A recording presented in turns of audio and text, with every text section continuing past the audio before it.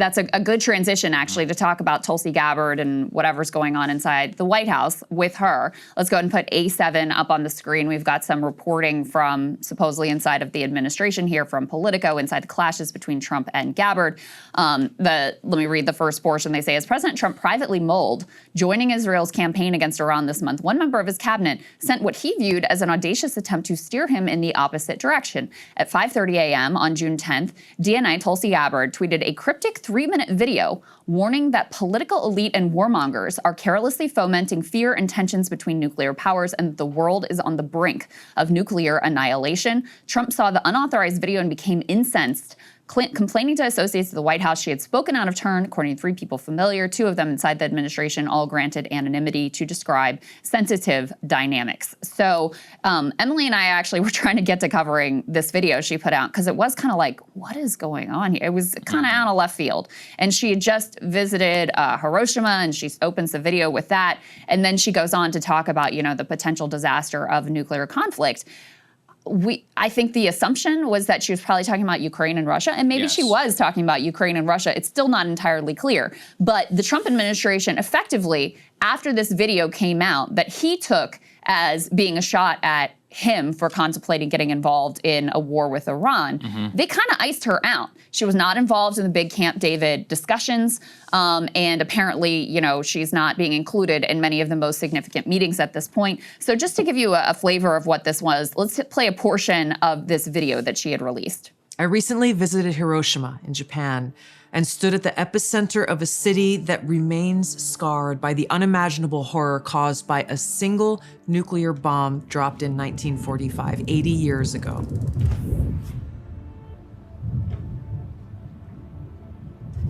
It's hard for me to find the words to express what I saw, the stories that I heard, the haunting sadness that still remains. This is an experience that will stay with me forever. This attack obliterated the city, killed over 300,000 people, many dying instantly while others died from severe burns, injuries, radiation sickness, and cancer that set in the following months and years. Nagasaki suffered the same fate. Homes, schools, families, all gone in a flash. The survivors, the hibakusha, they carried the pain of extreme burns, radiation sickness, and loss for decades.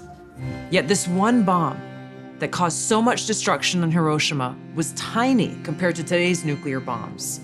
The bomb that was dropped on Hiroshima had a yield of just 15 kilotons of TNT, whereas today's nuclear warheads range in size from 100 kilotons to over 1 megaton. A single nuclear weapon today could kill millions in just minutes. Just one of these nuclear bombs would vaporize everything at its core: people, buildings, life itself. This isn't some made-up science fiction story. This is the reality of what's at stake, what we are facing now. Because as we stand here today, closer to the brink of nuclear annihilation than ever before, political elite and warmongers are carelessly fomenting fear and tensions between nuclear powers. Perhaps it's because they are confident that they will have access to nuclear shelters for themselves and for their families that regular people won't have access to. So, Saagar, what did you make of that video at the time, and what are you reading into what's going on behind the scenes? I was fully in a newborn world when that came out. So in retrospect, it's pretty. Look, I don't know. Yeah, maybe she was talking about Russia. Here's the other thing. You know, for people who are not familiar with Tulsi, I mean, we've interviewed her multiple times. Well, Tulsi always talked about the reason why she wanted to run for president was because of that false missile alert about an incoming ballistic missile from North Korea on Hawaii, right, I forgot about and that. how impactful that was to her and to her constituents. So, look, I'll take her at her word. I mean, she definitely changed a lot of her positions, but you do have to say, like, one of the main reasons she's ever in politics was because of her experience in Iraq and in Afghanistan, or I think just in Iraq. Iraq as a combat medic. As a combat medic, and seeing the cost of war. That's something that she talked about over and over again. And, you know, I want to take her at her word for that. So I assume that's part of the reason that she put out that video.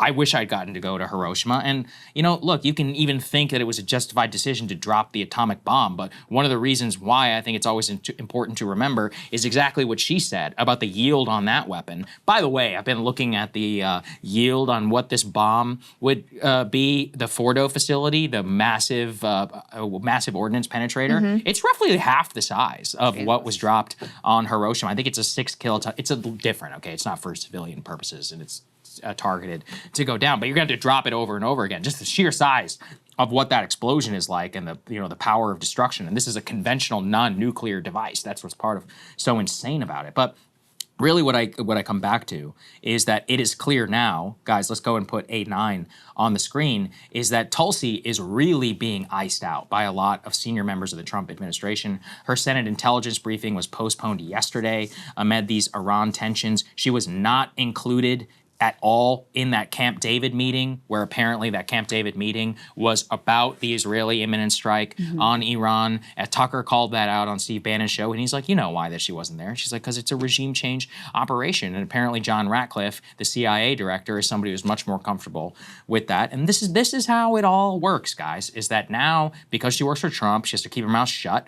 The White House, by the way, just yesterday put out a bullshit video actually editing her testimony, showing it was a cheap fake. It was a cheap fake. It was actually a cheap fake. It was a cheap fake where they cheap faked it to make it look like she was warning Iran was close to a nuclear weapon. It's completely not true. Look, the historical record lives forever. Sorry, it's 2025. We can go and watch it for ourselves and say, between the signed statement and her statement before Congress, it could not be more clear. I saw JD trying to pour, he's like, a lot has changed since March. I'm like, yeah, what? Go ahead and tell it. Tell us. Right. Tell us. Again, with so Iraq, careful. they doesn't told us. specify what's changed. Just a lot has changed. Yeah, okay, yeah. With Iraq, they did lie to us, but they tried to tell us. They said this, yellow cake and uranium, this is the progress, this is the estimated amount of chemical and biological stock. Tell me now. Let my congressman vote. Yes or no. Yeah. And I will call his ass before he does, okay? All of us should be able to call our congressmen and all that and actually hold them accountable for their vote in the future. And by the way, that's why they're not doing it before Congress, because then they would actually have to tell the world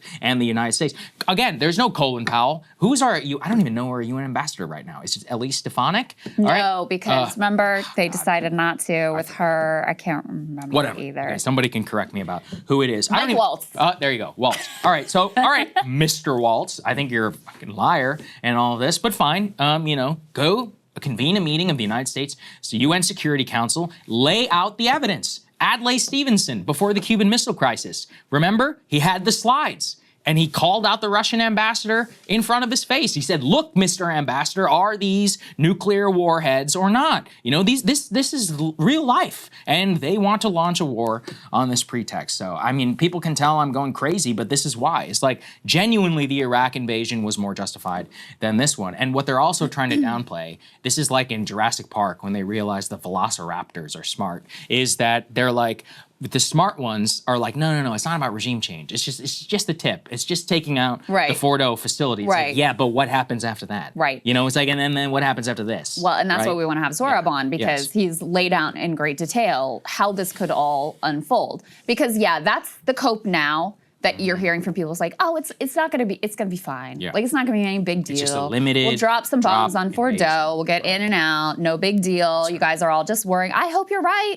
I hope it ends up being no big deal. I really hope that that's the case. I would love to be wrong. But if you aren't taking this seriously, of what could unfold here, like, I don't know what planet you're living in. I don't know what history you've studied. I don't know what events you've lived through. Because every time we've engaged either in the full regime change and occupation model with Iraq, or in the Syria model or the Libya model, like, take your pick. Tell me which one worked out well. Zero. Tell me which has been good for the US, which has been good for the region, which has been good for the world, which has been good for humanity. Tell me which one, because every one has been a total and complete, horrific, monstrous disaster.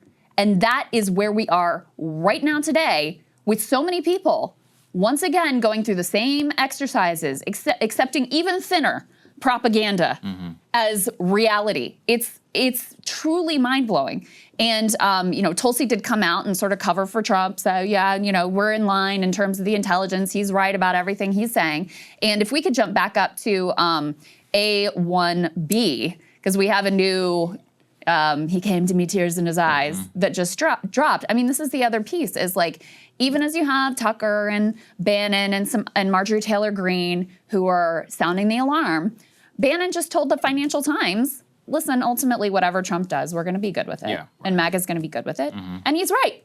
He is right. That's why Trump also doesn't care what they have to say, because he knows at the end of the day, they're going to come up with whatever justifications they need to. They're going to go along. They're going to say, he must have intelligence that we don't have access to, so we just have to trust him. Already you've got Charlie Kirk saying, oh, thank God we've got Trump. We have to trust Trump. Trump is made for this moment. So let's go ahead and take a listen to A1B, Trump saying that Tucker called him to apologize for his comments going, quote unquote, too far. Let's take a listen. Have you seen the Tucker Carlson and Senator Ted Cruz interview? It seems like this issue on whether or not the United States should strike is kind of dividing a lot of your supporters.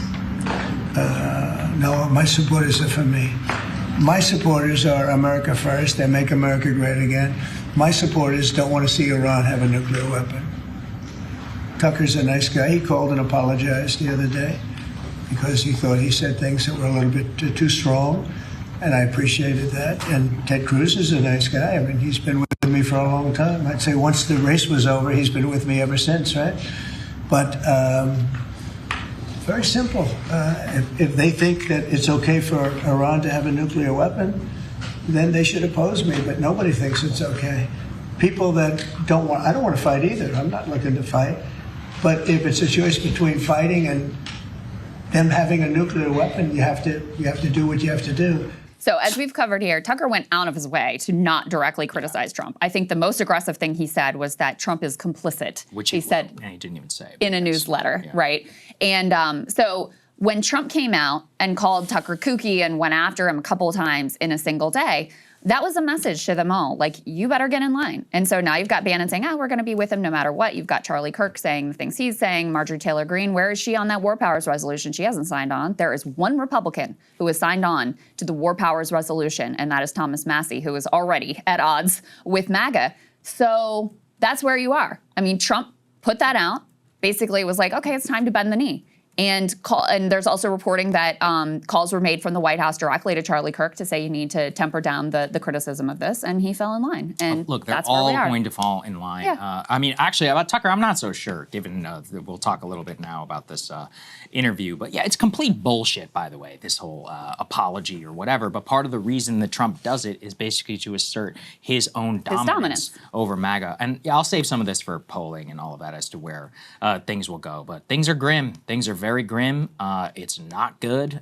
We have basically a full-fledged lie being perpetrated from the top of the U.S. and Israeli government, and all of it points in a single direction of military operation and regime change. I was also thinking about, even if they do get to that point of a deal, I mean, they're going to hold up their hands and say, "Oh, we've saved the world we've saved us from the brink of war." But it's not true. Like, they created this horrific crisis. There's been real costs, but there's almost no way that the actual end of this would be today, given what has now happened. Oh, yeah. There will be a resolution at one point. It will either be regime change in Iran, it will be an Israeli attack, it will be a U.S. attack or something like that of some kind. But like what we have now unleashed, we will be living with now for years and years to come. The only question is a gradation and how bad they can continue to be. Hey, if you like that video, hit the like button or leave a comment below. It really helps get the show to more people. And if you'd like to get the full show ad-free and in your inbox every morning, you can sign up at breakingpoints.com. That's right. Get the full show, help support the future of independent media at breakingpoints.com.